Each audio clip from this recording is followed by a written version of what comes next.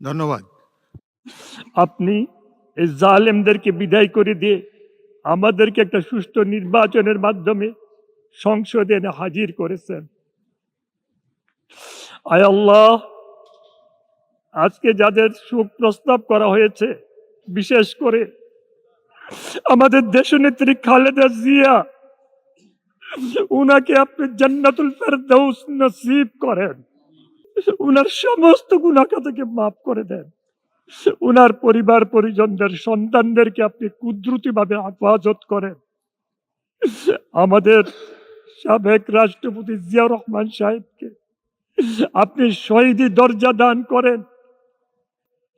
আল্লাহ, উনাকে ক্ষমা করে দেন।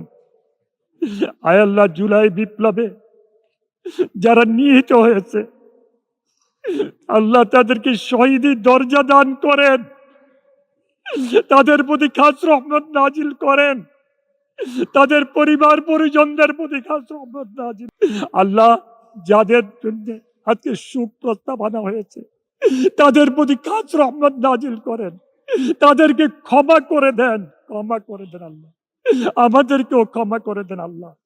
ওয়ালিহি ওয়াসসাহবিহি আজমাইন বিরহমাতিকা ইয়া আরহামার রাহিমিন।